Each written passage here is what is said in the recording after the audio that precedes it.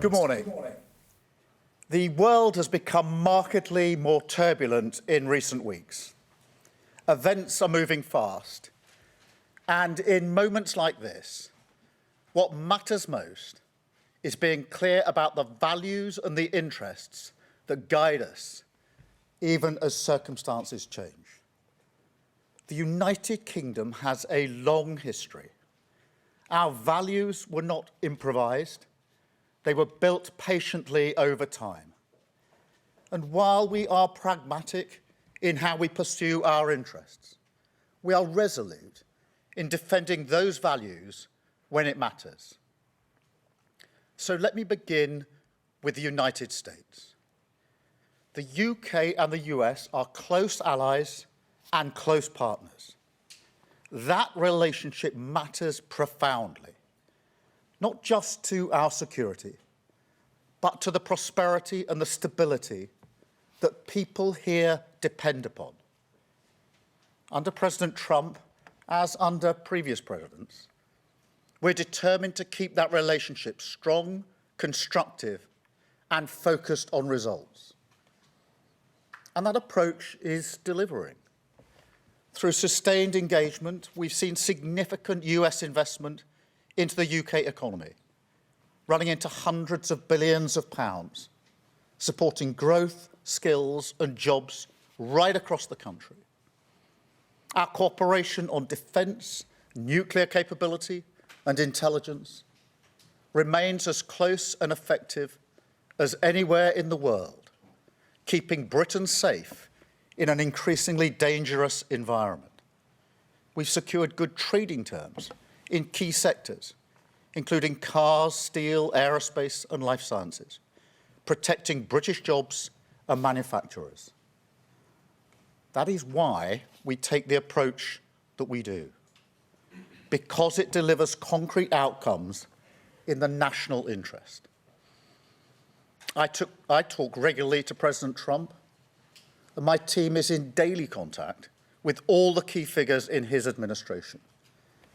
These relationships matter. They deliver concrete outcomes in the national interest. Mature alliances are not about pretending differences don't exist. They are about addressing them directly, respectfully, and with a focus on results.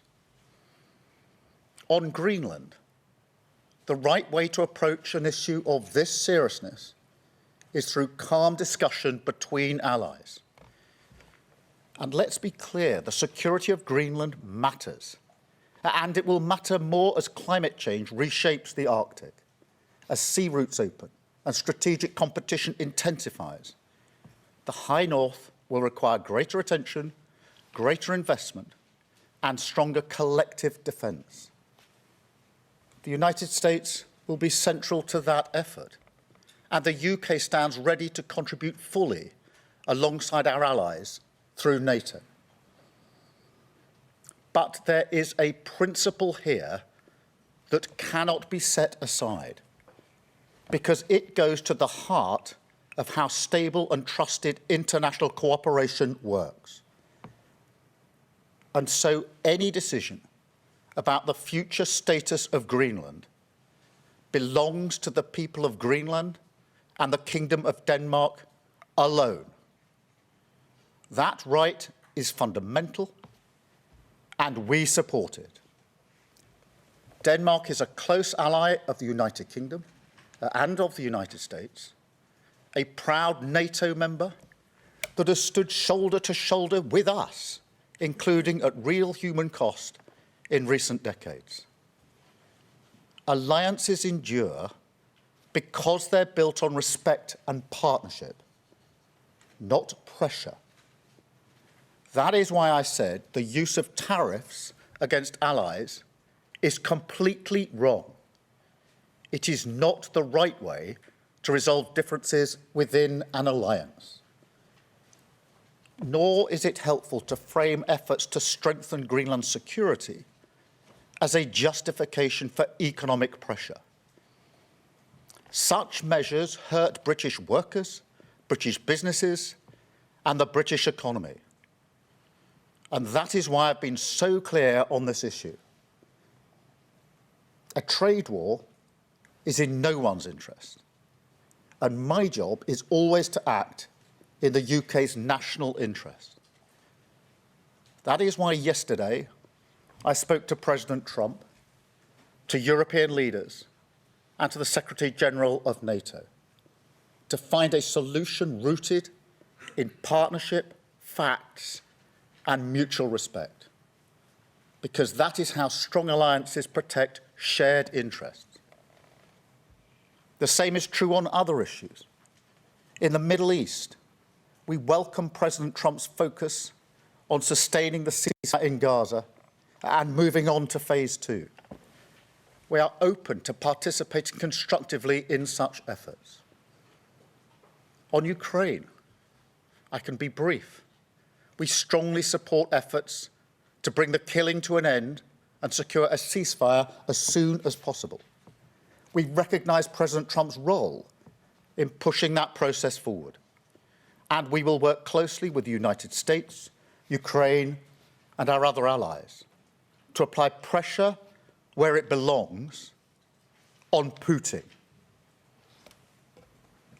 Finally, let me say why all this matters so directly to people here at home.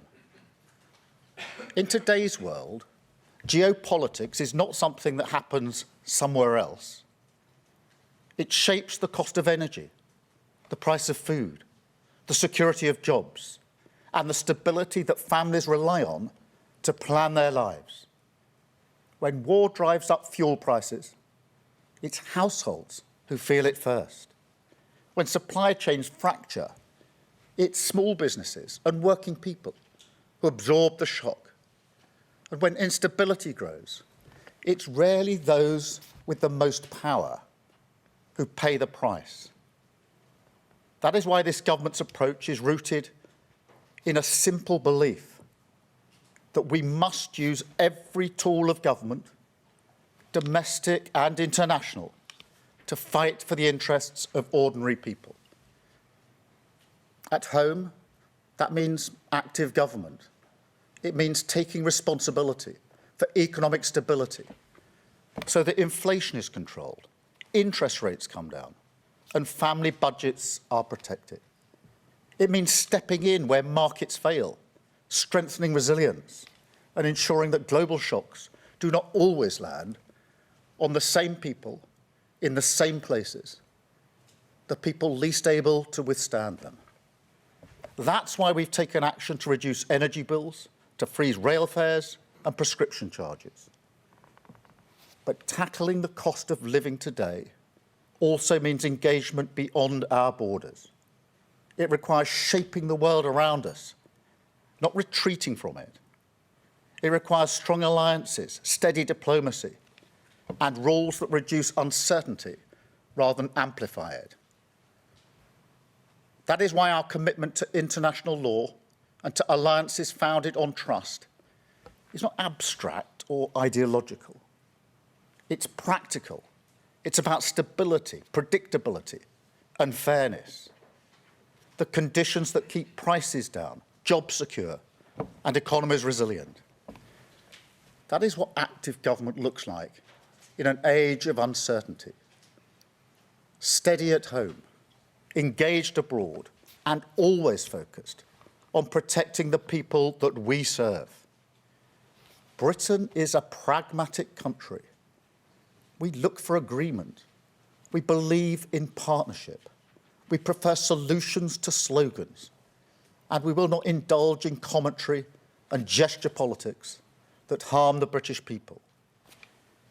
But being pragmatic does not mean being passive. And partnership does not mean abandoning principle.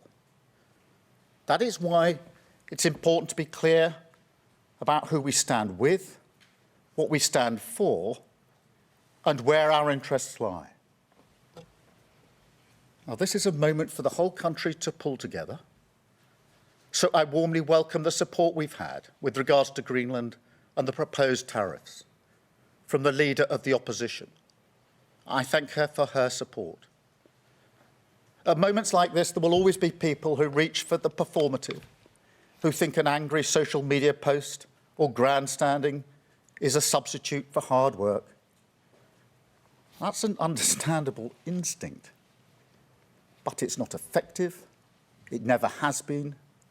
It may make politicians feel good, but it does nothing for working people whose jobs, livelihoods and security rely on the relationships that we build across the world. So to conclude, we will work with our allies in Europe, across NATO and with the United States. We will keep dialogue open.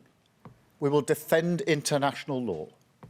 And we will use the full strength of government at home and abroad to protect the security, living standards and future of the British people.